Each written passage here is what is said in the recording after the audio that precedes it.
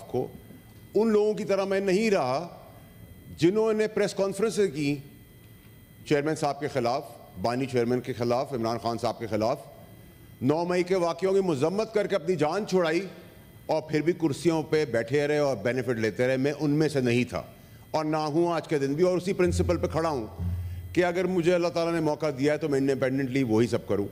शिबली फराज साहब हैं, मेरे कुलीग हैं, इस पर इधर बहुत सारे लोग मेरे साथ हैं जिनके साथ बड़े हो गए हम साथ साथ स्ट्रगल करते हुए।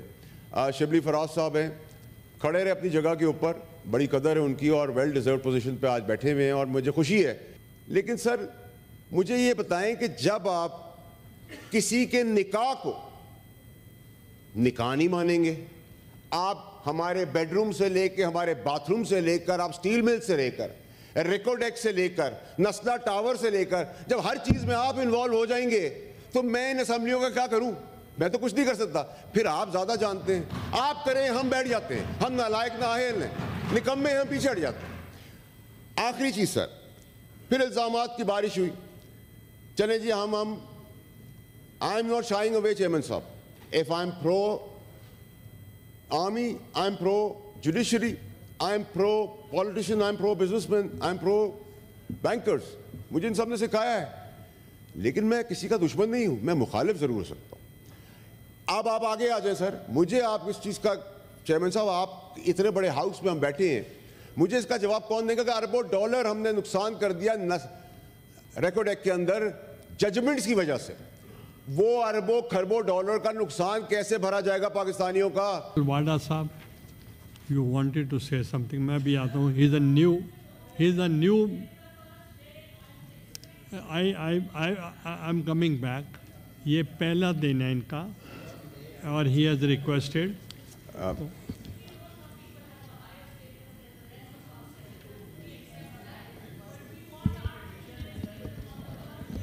Please no cross talk. Chairman साहब बहुत शुक्रिया आपका। अगर मेरी कॉलीग जो हैं अगर वो पहले बात करना चाहे, I don't have a problem, I will still show the grace regardless that she is trying to hit me indirectly, but she can speak, you know, she can speak first, that's not a problem, आपकी मर्जी है sir, आप करें। बहुत शुक्रिया chairman साहब। सबसे पहले तो मैं आपको मुबारकबाद देता हूँ कि आपको ये मनसब अल्लाह ताला ने दिया है और जिस ग्रेसफुल तरीके से आपने फ़ोन किया और अल्लाह ताला को ये हम्बल साइड पसंद है, तो मैं आपको बहुत दिल से मुबारकबाद देता हूँ। उसके बाद मैं अल्लाह ताला का शुक्र अदा करके अपनी मरूम वालदा, अपने वालिद का शुक्रिया अदा करता हूँ। उनकी दुआओं से MQM और पीपल्स पार्टी ने मुझे इंडिपेंडेंट सपोर्ट किया, मैं उनका शुक्रिया अदा करता हूँ। और रिगार्डलेस मेरा क्रिटिसिज्म भी रहा उनकी तरफ, कभी सही भी था कभी गलत भी था। मैं PTI का भी शुक्रगुजार हूँ कि कराची में जब उनको पता चला कि मैं कंटेस्ट कर रहा हूँ तो उन्होंने बॉयकॉट अनाउंस किया नहीं लेकिन अनाउंस कर दिया, तो मैं उनका भी शुक्रिया अदा करता हूँ। मैं उनका भी शुक्रिया अदा करता हूँ चेयरमैन साहब जिन्होंने मुझे सपोर्ट किया, लेकिन उनका बहुत ज़्यादा करता हूँ जिन्होंने टेल का जोर लगाया मुझे रोकने के लिए, लेकिन अल्लाह ताला की मर्ज़ी नहीं थी और अल्लाह ताला की मर्ज़ी थी कि मैं इलेक्ट हो जाऊँ, तो मैं हो गया। 2-3 चीज़ें हैं चेयरमैन साहब, मैं आपकी इजाज़त से, क्योंकि पहला इजलास है सेनेट का, मैं उनको 3 हिस्सों में जल्दी से फ्रेज अप कर दूँ। एक तो ये चेयरमैन साहब के मैं तहरीक इंसाफ का हिस्सा काफ़ी सालों तक रहा और मुझे चेयरमैन साहब ने बहुत कुछ सिखाया सियासत के अंदर, और जिस वक्त मैं, काश वो मेरी बात सुन लेते, जिस वक्त मैं निकाला गया पार्टी से सही बात कहने पे, उस वक्त पार्टी सितारों से बात कर रही थी और चेयरमैन साहब चांद से बातें कर रहे थे, लेकिन मैं निकाला गया ठीक बात करने के ऊपर निकाला गया। और उसके बाद मैंने मॉरली एथिकली जो मुझसे कोई सीट वापस नहीं ले सकता था, मैंने वो सीट भी वापस की तहरीक इंसाफ को। उन लोगों की तरह मैं नहीं रहा जिन्होंने प्रेस कॉन्फ्रेंस की चेयरमैन साहब के खिलाफ, बानी चेयरमैन के खिलाफ, इमरान खान साहब के खिलाफ 9 मई के वाक़यों की मजम्मत करके अपनी जान छुड़ाई और फिर भी कुर्सियों पे बैठे रहे और बेनिफिट लेते रहे। मैं उनमें से नहीं था और ना हूँ आज के दिन भी, और उसी प्रिंसिपल पे खड़ा हूँ कि अगर मुझे अल्लाह ताला ने मौका दिया है तो मैं इंडिपेंडेंटली वही सब करूँ। शिबली फराज साहब हैं, मेरे कुलीग हैं, इस पर इधर बहुत सारे लोग मेरे साथ हैं जिनके साथ बड़े हो गए हम साथ साथ स्ट्रगल करते हुए। शिबली फराज साहब हैं, खड़े रहे अपनी जगह के ऊपर, बड़ी कदर है उनकी और वेल डिज़र्व पोजीशन पे आज बैठे हुए हैं। और मुझे खुशी है उनको देखकर कि वो एटलीस्ट वो बेनिफिशरी नहीं है जो प्रेस कॉन्फ्रेंस करके दोनों तरफ विकेट के खेल रहे हैं और शायद चारों तरफ भी आज के दिन को लोग खेल रहे हैं। इसी तरीके से मैं आपको सिर्फ ये बताना चाहता हूँ कि चेयरमैन साहब, हमें अब rules of the business set करने पड़ेंगे सेनेट के। चेयरमैन साहब, यहाँ बहुत तमाशा हो गया है। ये अपर हाउस है, लेजिस्लेशन का अपर हाउस है, और जब पेटी बंद भाई अपने साथ खड़े होते हैं, गाउन पहनने वाले साथ खड़े होते हैं, तो सेनेट के भी भाई, पेटी बंद भाई अब साथ ही खड़े होंगे और हम दिफा करेंगे अपने मुखालिफ का भी सियासी। और ये वो सब कुछ नहीं होने देंगे जो आज तक इस ऐवान में होता रहा। प्रोडक्शन ऑर्डर की डिमांड की है उन्होंने चेयरमैन साहब, मेरी भी गुजारिश होगी ज़रूर दें। सेनेट के मेंबर्स हैं, उनको बुला लें, कोई प्रॉब्लम नहीं होगी। लेकिन अब ये चीज़ नहीं होगी चेयरमैन साहब कि फ़ैसले जो सेनेट या कौमी असम्बली से पास होते हैं लॉ के तहत, उस लॉ को हम बनाते हैं, हम ही इम्प्लीमेंट कराएंगे, डिफ़ाइन भी हम करेंगे और समराइज़ भी अब हम ही करेंगे। ये नहीं हो सकता कि कोई सादिक और अमीन के सर्टिफिकेट इस ऐवान के बाहर हमें दे, हमारी पगड़ी उछलेगी तो हम पगड़ियों के फुटबॉल बना देंगे। यहाँ मैं, तलाल चौधरी साहब और ऐसे बहुत सारे लोग हैं जिन्होंने बहुत कुछ सफ़र किया है लाकानूनियत की वजह से, आइन और कानून की धज्जियाँ उड़ते हुए हमने देखा है। हमारा कसूर यह था कि हम वोकल थे, हमने समेत मैंने उन लोगों को भी टेक ऑन किया जिन लोगों का आज भी लोग नाम लेते हुए कांपते हैं जब वो कुर्सियों पे थे। 94% हमारा एक इदारा है, इंस्टीट्यूट है, इंस्टीट्यूशन है जिसमें ईमानदारी या डिसिप्लिन नज़र आता है। वो शायद कुछ इंडिविजुअल्स की वजह से 5-6% कॉम्प्रोमाइज़ होगा, लेकिन 90% पे तो खड़ा है। तो अगर वो बॉर्डर पे हमारा दिफा कर रहे हैं, साचन पे खड़े हैं, तो फिर ह्यूमिलेट हम उनको क्यों कर रहे हैं? जहाँ तक मैंने अपने कॉलीग्स की बातें सुनी, अपने दोस्तों की दुख भरी दास्तानें भी सुनी, वालदा सबकी जो हैं हयात और जो नहीं हैं हयात वो सब मोहतरम हैं, पेरेंट्स, फैमिली मेम्बर्स सारे। लेकिन मुझे उस वक्त बड़ी तकलीफ़ हुई जब मैंने सुना कि मेरे कोलीग की वालदा को प्रॉब्लम हुई और वो सफरिंग में था या हाइडिंग्स में था। तो मैं याद दिलाना चाहता हूँ कि है बहुत अच्छा आदमी, मैं बात याद दिलाना चाहता हूँ कि सर मेरी वालदा डेथ बेड पे थी जब इसी आइन और कानून के ठेकेदारों ने मुझे पनिश करके ज़बरदस्ती बुलाया गया, मेरी पगड़ी उछाली गई, मुझे बग़ैर ट्रायल दिए बग़ैर गैलरी को सुनाने के लिए, इम्प्रेस करने के लिए 8 वीलॉक्स के अगेंस्ट फैसले सुनाए गए। मैं चेयरमैन साहब कानूनी इंतसाब करूँगा, जो मनसब पे बैठे थे कानूनी चाराजोई भी करूँगा। और मैं जब चाराजोई करने जाऊँगा चेयरमैन साहब लीगली, तो मैं बहुत ज़िद्दी आदमी हूँ, आप भी मुझे जानते हैं। मैं 10 रुपए के पीछे 10,000 खर्च करने वाला आदमी हूँ, 10 रुपए के पीछे 1 लाख खर्च करना, जब प्रिंसिपल्स की बात आ जाए। तो जब मैं वो एहतसाब की बात शुरू करूँगा तो देखें चेयरमैन साहब, यहाँ बहुत बड़े बड़े पॉलिटिशियंस हैं, बहुत बड़े बड़े सियासी वर्कर्स हैं, मैं उनका मुकाबला तो नहीं कर सकता, लेकिन इस ऐवान में, इस ऐवान के बाहर अल्लाह की मेहरबानी है कि जो लोग जरदारी साहब हों या काकड़ साहब हों या बुक्टी साहब हों या मक्सी साहब हों या मैंगल साहब हों या जहरी साहब हों या पगाड़ा साहब हों या गिलानी साहब हों, कलात साहब हों, ये सब मेरे या घर के लोग हैं या मेरे दोस्त हैं या इनके सामने बड़ा हुआ हूँ। तो जब हम एहतसाब का अमल शुरू करेंगे कानूनी, तो हम फिर इलाके गैर तक भी हमारी बातें जाती हैं। हमारे सारे दोस्त हैं, हम बड़े हुए हैं, हम कारोबारियों के साथ भी बड़े हुए हैं, हम बैंकर्स के साथ भी बड़े हुए हैं। इस टाइम जब मैं आपसे बात कर रहा हूँ चेयरमैन साहब, तो ये पीडीएम की हुकूमत के दौरान जब वो एक इशू के ऊपर फंस गई, फेल हो गई, हमने अपनी ज़ाती कैपेसिटी में पैसे भी अपनी जेब से देकर पाकिस्तान की बका के लिए वो काम किया, उसका क्रेडिट भी नहीं लिया।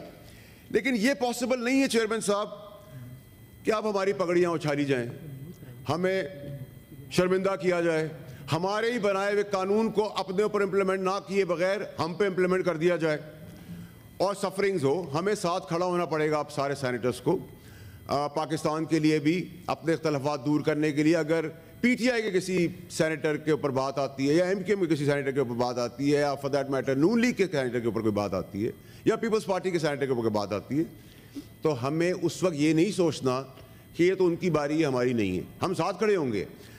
और जो कानून के अंदर गेम खेली जा रही है, मैं पूछना चाहता हूँ चेयरमैन साहब कि हम क्यों नहीं बोल रहे हैं? हम जब एक अपर हाउस के मेंबर हैं, इसमें से चीज़ें पास करते हैं, तो जब भुट्टो साहब को फांसी दी गई तो क्या 46 साल तक हमें इंतजार करना पड़ा ये पूछने और पता करने के लिए कि उनको फांसी दे दी गई थी? ये तो हमारी पैदाइश से पहले हमें पता थी।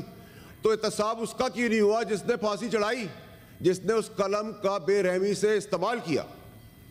क्या हमारे पास जवाब है? 14 साल जरदारी साहब को कैद बामुशक्कत में रखा गया, कोई शवाहिद नहीं पेश हुए, और फिर उनको 14 साल के बाद रिहा किया सबूत ना होने की वजह से। क्या मुझे आप बता सकते हैं कि नवाज शरीफ साहब को ब्लैक लॉ डिक्शनरी इजाद हो गई, उसके तहत किस कानून के तहत उनको नाअहल कर दिया गया? फिर इमरान खान साहब की हुकूमत चल रही थी, चलती हुई हुकूमत हमारा काम था, मैं उस वक्त उस पार्टी का मिनिस्टर था। चलती हुई पार्टी के अंदर 12 बजे इतवार के दिन अदल और इंसाफ के दफ्तर खुल जाते हैं। क्यों भाई? ये हमारा काम है सियासत करना, हम लेंगे, देंगे, समझाएंगे, बुझाएंगे। उसके बाद पाबंद कर दिया गया कि आप नो वोट ऑफ कॉन्फिडेंस ले। ये हमारा काम था सर, ये इस आइन का, इस असेंबलियों का काम है। हम क्या कर रहे हैं, क्या नहीं कर रहे, मुल्क के लिए जब तक बेहतरी करें। फिर हमें उनको मजबूर करके हटा दिया गया। जहां सजा थी वहां जजा थी, जहां आ गई जहां जजा थी वहां सजा चली गई। फिर पॉपुलैरिटी वेव आ गई, फिर पॉपुलैरिटी वेव आई तो आपने ट्विस्ट ऑन टर्न्स देखना शुरू कर दिए। उसके बाद आपने फिर और चीज़ें भी सुनते गए आप। चेयरमैन साहब 2 मिनट और थोड़ा सा आपको लूँगा।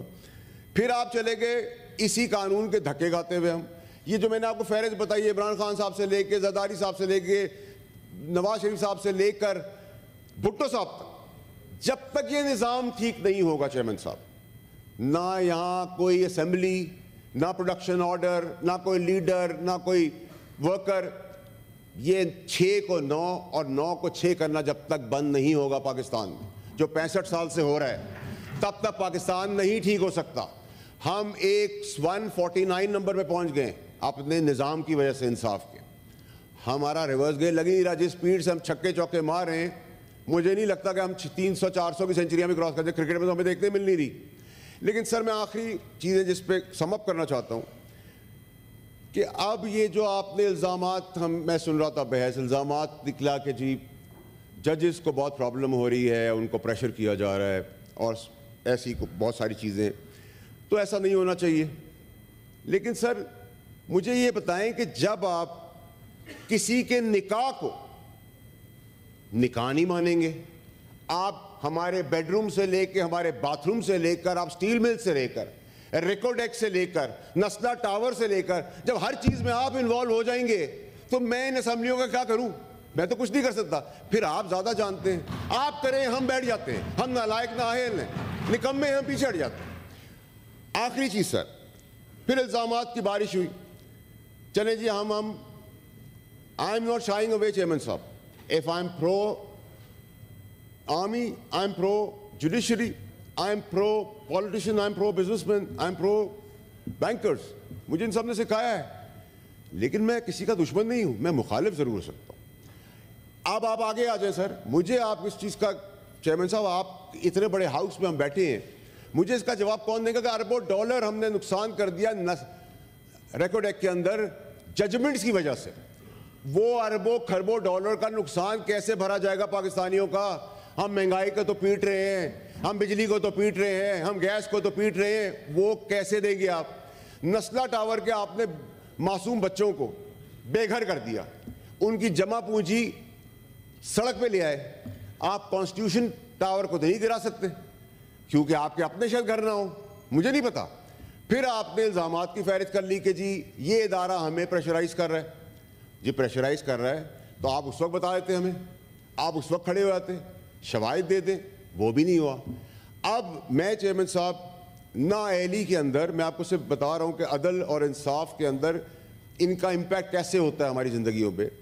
मैं पहली दफ़ा बंदयाल साहब के सामने, मंसूर अली शाह, जस्टिस मंसूर अली शाह साहब के सामने और जस्टिस आयशा मलिक साहिबा के सामने पेश हुआ, तो उनकी जो फेयरनेस थी, जो वो फेयर साइड थी और जो बात में वज़न था, जबकि उनकी कलम में ताकत थी कि वो फांसी के फंदे पे चढ़ा देते, उसने मुझे मजबूर कर दिया कि मैं आगे बढ़ के ये कहूँ कि जी नॉट ओनली कि मैं रिग्रेट करता हूँ, बट मैं रिज़ाइन करता हूँ इस कुर्सी से, क्योंकि ये तहरीक इंसाफ की कुर्सी है। तो ये इसका मतलब ये हुआ कि एक जज के बैठने से, उसके कॉन्डक्ट से आपके अंदर इमोशनल मॉरल चेंज भी आ जाता है। आपने, हम तो पैदा हुए जी, मुझे नहीं पता चेयरमैन साहब कि मैं अमेरिका में पैदा होने वाला हूँ या गाँव में पैदा होने वाला हूँ। मैं अमेरिका में पैदा हो गया, मैंने तो कोई ओथ नहीं लिया, मैंने तो कोई ग्रीन कार्ड भी नहीं लिया, मैंने तो कोई रेजिडेंसी भी नहीं ली, मेरी पाकिस्तानियत का क्वेश्चन किया। मैं चेयरमैन साहब आपके सामने एक चीज़ पेश करना चाहता हूँ, आप भी खुश होंगे। मैं, मेरे बच्चे, मेरे वालिदैन, मेरी बहन, भाई, मेरा पूरा ख़ानदान वो एलिजिबल हैं, लेकिन कोई भी दूसरे मुल्क का सिटीज़न नहीं है। ये है पाकिस्तानियत कि अगर मैंने छोड़ा तो उन्होंने भी छोड़ दिया। हमें ना बताएं पाकिस्तानियत का भाषण दें, हमें तो अब क्योंकि इल्ज़ामात लग गए हैं। मैं उम्मीद करता हूं कि जब मेरी साबका हुकूमत के अंदर जजेस के नाम लिए जा रहे थे और उनको बहुत ताबड़तोड़ हमले हो रहे थे उनके पर, और शिबली साहब भी उस मिनिस्ट्री के अंदर मेरा हिस्सा थे, तो मैं किसी को जज तो नहीं कर सकता कि वो अच्छे हैं या बुरे हैं, लेकिन अब जो मैं सोशल मीडिया पे और मीडिया पे जो बयानात और इल्ज़ामात देख रहा हूँ, मैं एक्सपेक्ट करता हूँ कि मॉरली आगे आके उसको क्लियर किया जाए, नंबर एक। नंबर दो ये कि सर, अब हम कानून जब बना रहे हैं उसको इम्प्लीमेंट भी हम कराएंगे, उसको डिफाइन और समराइज भी हम करेंगे।